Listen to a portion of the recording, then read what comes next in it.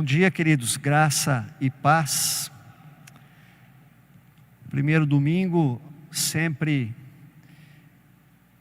é um domingo especial, porque temos a Santa Ceia, daqui a pouco vamos participar, mas também porque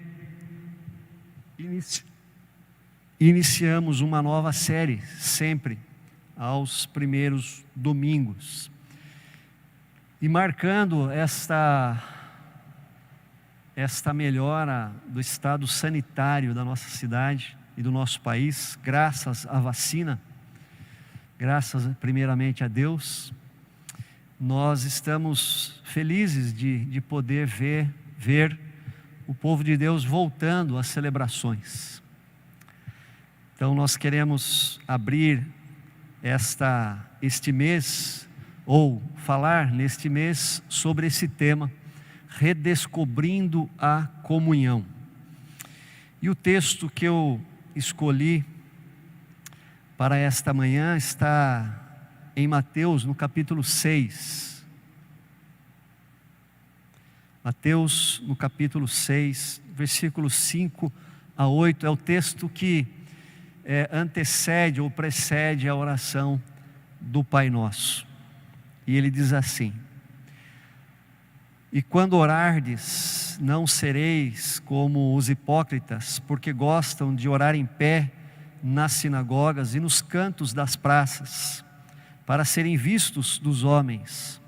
Em verdade vos digo que eles já receberam a recompensa. Tu, porém, quando orares, entra no teu quarto e, fechada a porta, orarás a teu Pai, que está em secreto, e teu Pai que vê em secreto te recompensará. E orando, não usei de vãs repetições como os gentios, porque presumem que pelo muito falar serão ouvidos. Não vos assemelheis, pois, a eles, porque Deus, o vosso Pai, sabe o que tendes necessidade antes que lhe peçais. Redescobrindo a comunhão. Redescobrindo a comunhão. A comunhão tem a ver com alimentação. Redescobrindo a comunhão. Comunhão, de uma maneira geral, tem a ver com alimentação. Seja do corpo, quando nós nos reunimos em família, final de semana, para comer um macarrão, uma macarronada com frango, ou um churrasco. Seja a alimentação da nossa alma, quando encontramos aquele amigo ou amiga de longa data que preenche o nosso coração, que nos fortalece. Seja na alimentação do Espírito, quando estamos reunidos enquanto corpo de Deus, corpo de Cristo, na comunhão, na adoração, na celebração e também na participação da ceia. A comunhão é alimentação porque ela renova, ela fortalece. E, queridos, é inquestionável que todos nós precisamos disso. Todos nós precisamos dessa força que vem através da comunhão. E qual é o maior inimigo da comunhão? Talvez você diga assim, é a pandemia. Pandemia é o inimigo número 1 da comunhão. A pandemia nos privou de nos reunirmos, de estarmos juntos, de celebrarmos, de fazermos ajuntamento. E de fato a pandemia tem sido mesmo o vilão aí contra a comunhão. Mas a pandemia é algo pontual, começou em março para nós do ano passado. Já me perdi até. Março de 2020, exatamente, ano passado. Mas comumente, o maior inimigo da comunhão não é a pandemia. A pandemia é pontual. Graças a Deus ela está, espero que não volte mais. Ela está saindo, está acabando. No final do mês, o governador já vai liberar o não uso das máscaras em lugares abertos. Mas o maior inimigo da comunhão é as nossas tarefas, são as nossas tarefas, é a nossa correria. Não sei se você se lembra de Marta e Maria. Uma estava aos pés de Jesus, bebendo da comunhão com Cristo, de tudo aquilo que ele estava conversando. E a Marta estava agitada atrás das suas responsabilidades e tarefas. Portanto, quando nós usamos a palavra redescobrir, não é força de expressão. Primeiro, porque há quase 2 anos nós perdemos o hábito da comunhão por conta do isolamento. Em segundo lugar, porque simplesmente 24 horas para nós estão mais cheias do que nunca de tarefas, de compromissos e de atividades. Por isso, precisamos, de fato, redescobrir o hábito da comunhão. Assim como Deus é um Deus comunitário, que subexiste em 3 pessoas, Pai, Filho e Espírito Santo, Ele nos criou a sua imagem e a sua semelhança, portanto somos também seres comunitários que precisam viver em comunidade. E é sobre isso que nós falaremos neste mês, quando, graças a Deus, estamos voltando a uma normalidade de vida. E para abrir essa série, Redescobrindo a Comunhão, eu queria falar sobre a nossa comunhão com o nosso Rei. Redescobrindo a nossa comunhão com Cristo. E de que maneira você pode redescobrir, eu posso, redescobrir a comunhão com o amado de nossa alma? Há pelo menos 3 maneiras de termos comunhão com Cristo: através da oração, através da palavra e através da comunhão do corpo de Cristo, incluindo aqui também a ceia.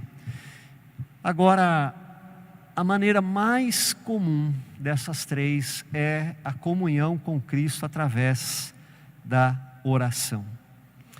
O texto bíblico diz: e quando orardes. Então, a oração é o caminho para a comunhão com o nosso Rei.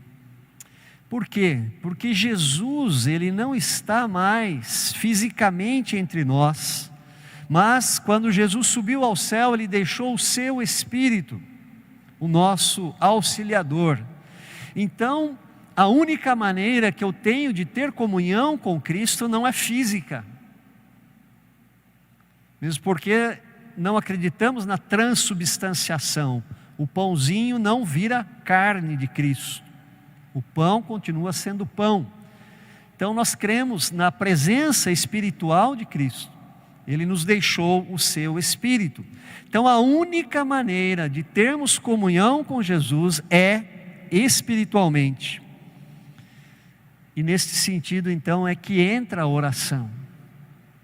A oração é estritamente algo espiritual, porque não vemos, não pegamos, não cheiramos, mas nós cremos pela fé, e através do nosso espírito, com o Espírito de Cristo, nós temos comunhão. Eu costumo dizer aqui que a oração é a respiração da alma. A oração é o oxigênio que renova, por assim dizer, cada célula do nosso espírito. Espírito não tem célula, mas uma maneira de dizer, como cada célula do nosso corpo, lá na ponta do dedão do pé, o oxigênio tem que chegar lá para dar vida. Não há como ser cristão sem oração, porque não podemos nos relacionar com Cristo sem que seja através da oração. Você deve conhecer o famoso texto de João 4, onde Jesus diz que Deus é Espírito, e importa que os seus adoradores o adorem em espírito e em verdade. Portanto, apesar de Deus ser uma pessoa, ter personalidade, infelizmente eu não posso sentar a uma mesa e tomar um café com Ele, e nem comer um churrasco, porque Deus é Espírito. Eu só posso encontrá-lo de uma maneira espiritual, através da palavra e da oração. Na oração nós estamos em sua presença. Na oração nós sentimos a sua presença. Na oração falamos com Ele. Mas na oração Ele fala conosco. Na oração somos consolados por Ele e fortalecidos por Ele. A oração, mais do que a maioria faz, não é um monólogo. A oração é um diálogo. A oração é uma via de mão dupla. Portanto, a oração, sem dúvida, é a maneira mais profunda de nós termos comunhão com Jesus. E na agitação dessa vida que temos hoje, tão corrida, tão longe, as coisas estão longe. Antes a cidade era menor, você ia a pé, resolvia as suas coisas. Às vezes você mora num lugar, trabalha na outra ponta da cidade, leva o filho para estudar lá do outro lado. É uma correria. Então, na agitação da vida, em meio a tantos compromissos, você e eu, nós precisamos redescobrir a presença de Jesus através da oração. E, queridos, podemos dizer que a oração tem esse poder de materializar a presença de Cristo. Não o pegamos, não o abraçamos, mas nos sentimos acolhidos por Cristo, quando estamos em comunhão com Ele através da oração. Não ouvimos a sua voz audível, mas Ele testifica com o nosso espírito a sua vontade. Mas será que é tão simples assim? Basta orar que tudo isso acontece? Não, não é tão simples, não é tão automático assim. Mas Jesus nos ensina, e nós vamos aprender com Ele alguns princípios.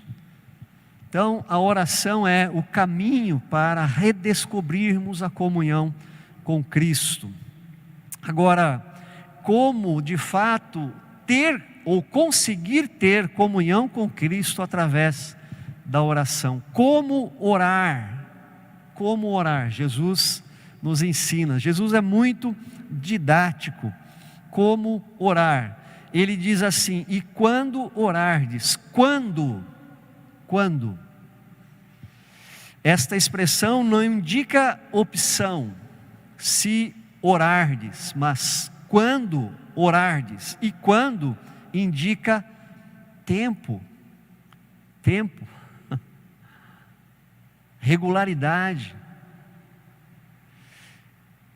Como orar, queridos? Com intencionalidade. Ou seja, nós precisamos ser intencionais. Quando significa tempo, significa regularidade, significa horário. Então, para redescobrirmos a nossa comunhão com Cristo, é necessário intenção da nossa parte. Primeiro, precisamos entender a importância de termos um momento com Cristo. Quando entendermos que isto é fundamental para a nossa vida, então o segundo passo é marcarmos um encontro com Cristo, marcarmos um horário com Cristo, um local, um horário. Isso é imprescindível. Quando você marca um encontro, você marca o dia, o horário e o local, não é? É isso que nós fazemos. Mas talvez você diga assim: pastor, mas esse negócio é meio mecânico, né? Ter um horário, ter um local, não se torna uma obrigação, vai se tornar então um peso. E a oração, será que não deveria ser espontânea? Será que Jesus aceita algo assim programadinho, colocado na agenda, tipo um compromisso, e não espontâneo? Eu quero dizer para você que se nós deixarmos para fazer apenas o que nós estamos com vontade de fazer, nós estamos fadados ao fracasso total. Ao fracasso total, porque a carne é fraca. Lembra de Jesus no Getsemane e os discípulos dormindo? Jesus quase pegou no pescoço de Pedro e disse: ore! E Pedro foi lá e dormiu de novo. Pedro, ore, acorda! Ele lá de novo. Pedro, de novo. E quando também Jesus estava no Monte da Transfiguração, eles também estavam dormindo. A carne é preguiçosa, a carne é indolente, nós somos indolentes. As minhas filhas têm uma louça para lavar e tem uma escala de terça a domingo, ou melhor, de terça a sábado. Se você perguntar se as minhas filhas estão felizes quando estão lavando as louças, de maneira nenhuma. E elas não vão assim, saindo do sofá, da cama, depois do almoço, sorrindo e saltitando e pulando lá para lavar a louça. Elas vão deixando como se fosse um cachorro morto. Eles ficam quietos, não falam nada. E se nós não cobrarmos, elas não vão. E vai à noite e a louça está lá, e enche de mosquito.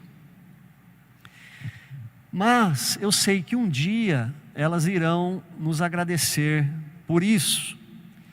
E queridos, assim são todas as demais coisas. Levantar cedo para sair para o trabalho, para estudar. Às vezes estamos animados, às vezes não estamos, mas é necessário. É assim que nós vivemos. É assim que traz ganhos para a nossa vida, traz alegria também, traz realização. Assim é a oração. Oramos com vontade de orar e oramos sem vontade de orar. Oramos com semblante sério, às vezes oramos com o nosso semblante cheio de alegria ou até com choro. Oramos calmamente, mas também oramos desesperadamente, mas oramos. Precisamos orar, porque a oração, mais do que um pedido de socorro ao nosso Rei, ela é uma demonstração de amor por Ele. Eu quero estar junto das pessoas que eu amo. Essa semana eu fiz uma declaração de amor. Fui buscar a Egli na cabeleireira, e quando ela entrou no carro, eu disse para ela assim: é bom ter alguém para ir buscar. Ela olhou com aquela: o que você está falando? Eu falei: é bom ter alguém para ir buscar. Assim como é bom ter alguém nos esperando para chegar. Então fale isso para o seu cônjuge hoje, né? Fale para ele isso, declare isso, tá bom? Porque a oração é expressão de amor. Eu quero estar perto de pessoas que eu amo. Eu tenho visto, queridos, e aqui eu vou fazer uma crítica, me perdoem, mas vou criticar os dois lados aqui. Eu tenho visto uma verdadeira devoção de muitos irmãos pelo presidente Bolsonaro. Falta pegar em espada para defender o Bolsonaro. Eu tenho visto alguns irmãos apaixonados pelo Lula e tem N argumentos para dizer que o Lula fez o melhor governo desse país. Está no coração, está na ponta da língua, argumentos para elogiá-los e defendê-los. A minha pergunta é: onde está a devoção pelo nosso verdadeiro Rei? Se gastássemos o mesmo tempo que nós jogamos coisas de políticas nas mídias sociais para evangelizar ou para discipular, ia ter gente aqui saindo pelo ladrão dessa igreja. Se o nosso foco fosse o nosso verdadeiro rei, e aí entra o futebol também, né? Que é uma idolatria nacional.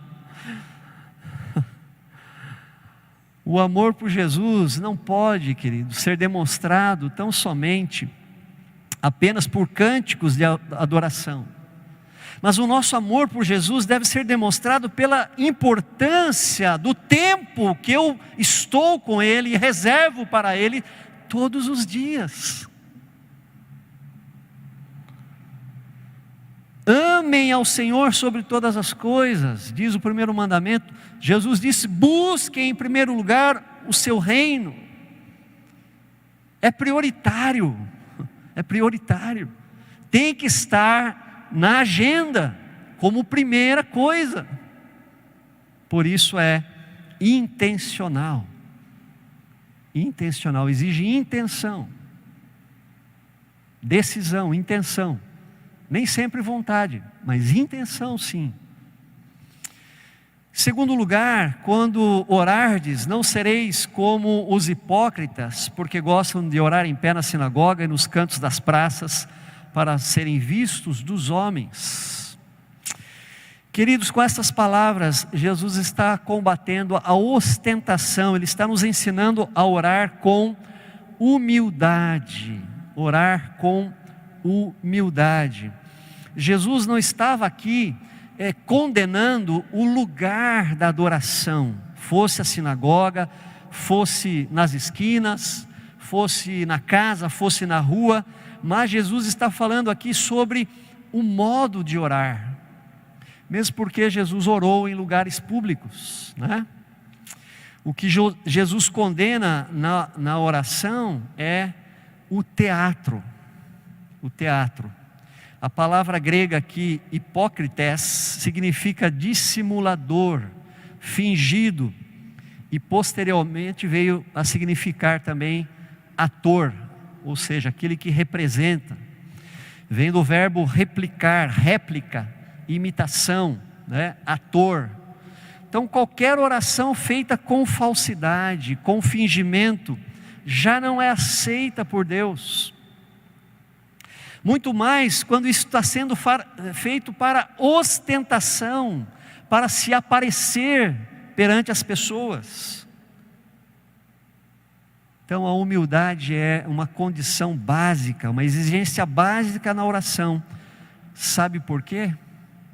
Porque somos nós criaturas. Somos nós que estamos ali pedindo e suplicando ao Deus do universo.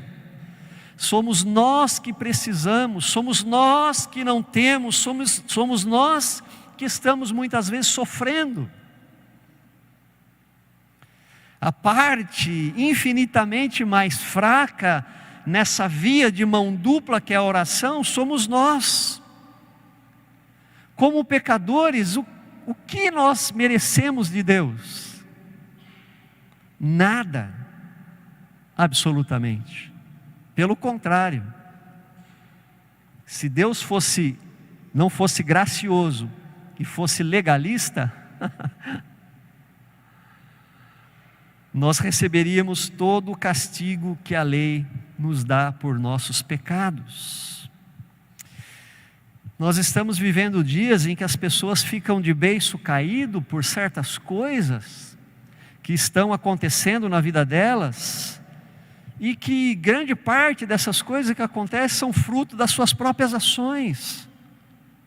Quantas pessoas que se dizem cristãs dizem: eu não vou mais à igreja, não vou mais, eu não vou dar mais o meu dízimo, eu não vou orar mais, porque eu estou chateado com Deus. São como filhos mimados, soberbos, senhores e não servos.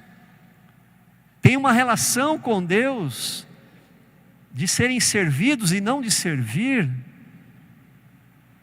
Estávamos orando aqui, quero convidar a igreja, 1 hora antes, nós nos reunimos no salão social para orar, de manhã e à noite. E alguém disse na oração: Senhor, viemos aqui não para receber, mas para oferecer. Culto é oferenda. Como você entrou aqui nesta manhã? Para oferecer ou para receber? Mas quando entendemos que não merecemos nada, queridos, quando entendemos, tudo muda. Então nos colocamos com humildade diante de Deus, sem merecimentos. E aí eu posso afirmar, segundo a palavra de Deus, nós estamos prontos para receber. No verso 6, Jesus disse: mas você, quando orar, vá para o seu quarto, feche a porta e ore ao seu Pai, que não pode ser visto. E isto nos traz mais uma lição de como orar. E aqui nós devemos orar com intimidade. Essas palavras de Jesus nos ensinam algo importante, porque a palavra quarto aí no grego não é quarto de dormir, é uma outra palavra que significa despensa. E a despensa da casa, naquela época em que as casas eram pequenas e frágeis, ela não era construída na extremidade ou nas paredes de extremidades da casa, porque poderia um bandido ali, um ladrão, arrombar aquela parede e pegar o tesouro daquela família, ou a riqueza, ou o dinheiro daquela família. Então a despensa era construída no interior da casa. Tinha mais uma parede para entrar, mais uma porta para passar. Ali eram guardados objetos de valor. Ali as crianças não entravam. E elas sabiam que não podiam nem bater na porta e nem entrar, se tivesse alguém ali. Então quando Jesus disse: entra no teu quarto, na verdade não é quarto, é no lugar mais interior da casa, onde ninguém vai te amolar. Ninguém vai te ver. Entra ali e fica a sós com Deus. Tenha e busque intimidade com Deus. E queridos, nós precisamos dessa intimidade com Deus. Deus nunca é superficial conosco.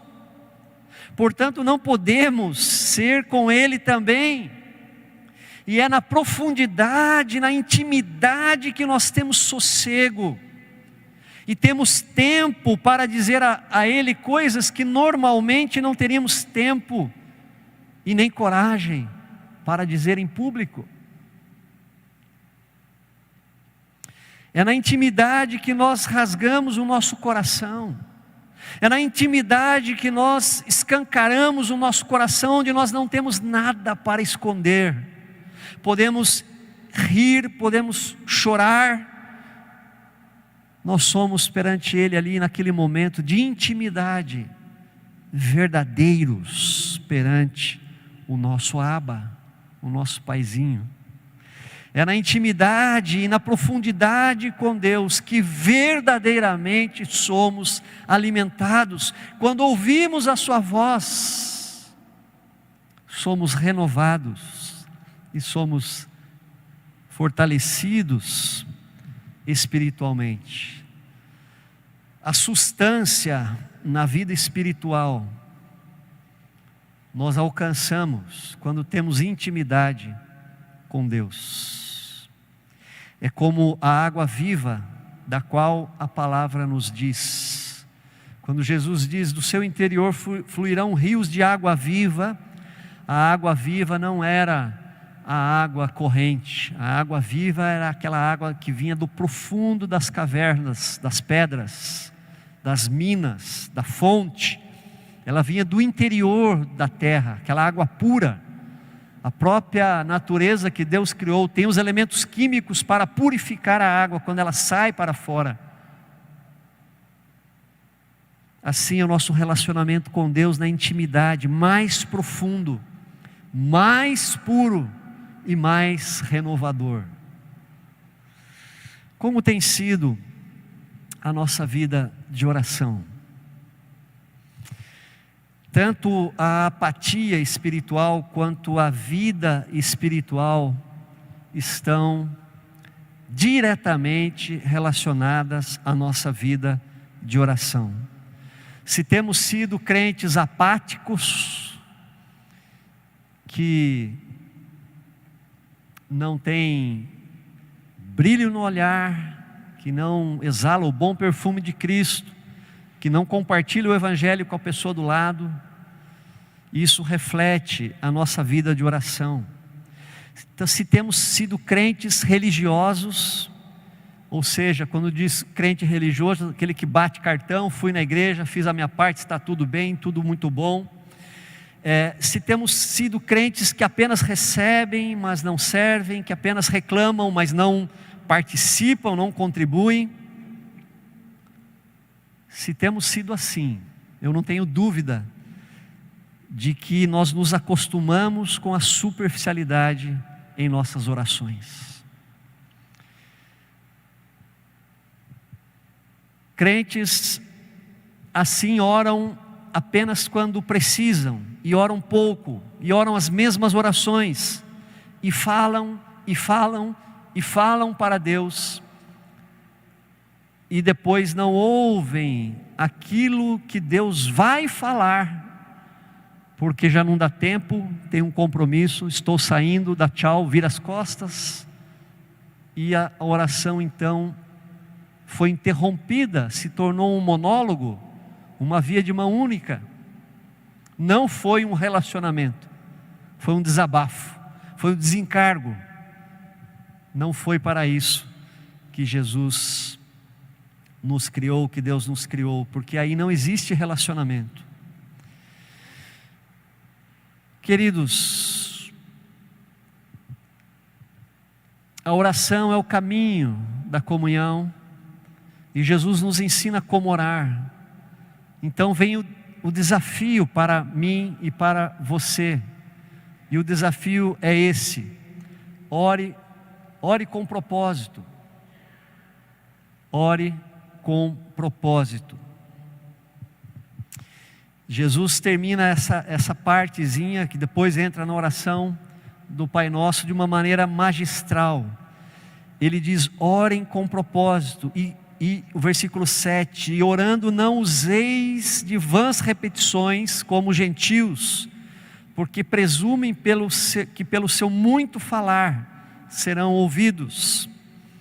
Jesus aí está querendo enfatizar muito mais a oração vã, ou seja, inútil, do que propriamente a repetição ou a extensão das orações.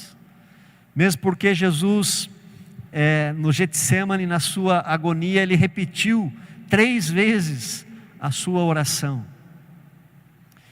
E Jesus também muitas vezes passou a noite orando ao Senhor. Então, ou seja, orações longas. Uma tradução mais antiga trazia esta frase assim: não digais coisas ociosas. Ou seja, vá direto ao ponto, não fique enrolando, seja claro, seja específico, tenha propósitos em suas orações. Sabe aquela pessoa que para te convencer faz um discurso enorme, vai lá na China, desce, passa ali pelo Japão, depois vai para a Europa, vai nos Estados Unidos para depois chegar aqui em Sorocaba? Conhece alguém assim? É isso que Jesus está dizendo: pare de enrolar, pare de dizer coisas inúteis, tenha propósito em vossa oração. Queridos, é incrível, mas tem muita gente assim que não tem propósito na oração, fica enchendo linguiça para dizer que orou bastante. E Tiago nos ensina na sua carta: nada tendes porque não pedis, e pedis e não recebeis porque pedis mal. Vocês não sabem orar. Deus já sabe tudo o que nós necessitamos. Está escrito aqui nesse texto. Ele quer da nossa parte, queridos, apenas sinceridade e objetividade em nossas orações. Jesus quer que você tenha, que eu tenha objetivos claros, definidos, propósitos na nossa oração. O que Jesus perguntou ao cego Bartimeu: que queres que eu te faça? Bartimeu foi direto ao ponto: mestre, que eu torne a ver. Bartimeu não ficou divagando dizendo: mestre, veja bem, eu também sou filho de Abraão, eu também sou filho da aliança, eu não sei se o senhor sabe, mas o meu avô ajudou aí muitos sacerdotes, né? Levou muita carne para ele, deu muita oferta aí na sinagoga, agora eu sou um mendigo, meu pai me abandonou, olha o meu sofrimento. Bartimeu não falou nada disso. Bartimeu não fez isso, ele foi enfático, objetivo: mestre, eu quero tornar a ver. Ele foi enfático, porque Jesus cobrou isso dele: que queres que eu te faça? Então, querido, querida, estabeleça alvos na sua oração, ore em cima desses alvos, estabeleça alvo para o seu ministério, ore em cima desses alvos, estabeleça alvos para a sua vida pessoal, para a sua família, ore em cima desses objetivos, estabeleça alvos para a igreja. Que primeira igreja de Sorocaba você quer que ser e quer que ela seja? Ore por isso. Vai orar pelos doentes? Então faça uma lista. Você não vai esquecer de ninguém. Ore pela sua lista. Vai orar pelos familiares? Ore sempre. Vai orar pelas famílias necessidades? Ore sim, sempre.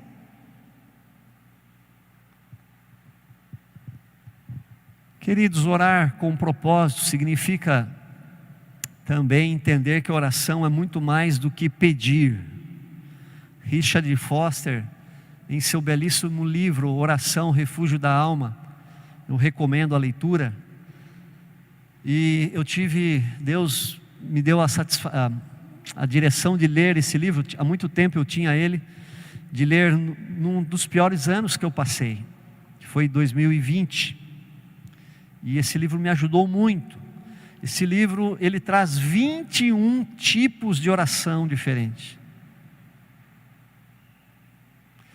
Por exemplo, oração de petição e oração de intercessão. Qual é a diferença? Se as duas você está pedindo. Diferença é que a oração de petição é para você mesmo, e a oração de intercessão é pelo outro. Oração, refúgio da alma.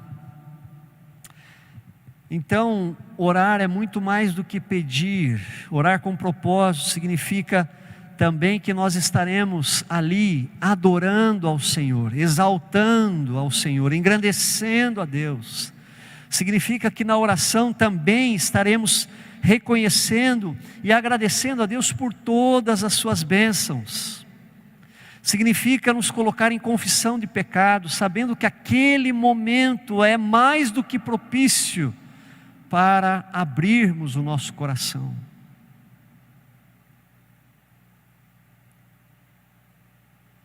É muito pobre a oração que só pede.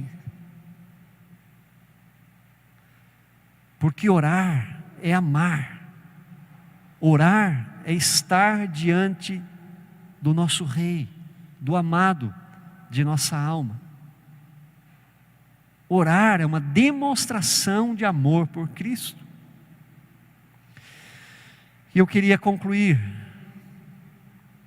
redescobrindo a comunhão com o nosso Rei, redescobrindo a comunhão com o amado de nossa alma. A oração é o melhor caminho. E de que maneira devemos orar? Com intencionalidade, com humildade, com intimidade. Isso precisa de tempo, de horário, de local. Precisa estar nas nossas prioridades. Então se posicione com propósito e com ousadia diante de Deus. Eu confesso aqui que eu tenho incomodado Deus. Eu tenho dito que eu quero mais de Deus, mais da sua presença. mais da sua glória, mais da sua graça, mais da sua manifestação, mais daquilo que o Evangelho me promete. Eu não quero gotas benditas, eu quero chuvas de bênçãos. E Deus tem me dito o seguinte: ore mais, busque-me mais. E aí me vem à mente o texto: buscar-me-eis e me achareis, quando me buscardes de todo o vosso coração. A oração tem que estar no centro da nossa vida, queridos.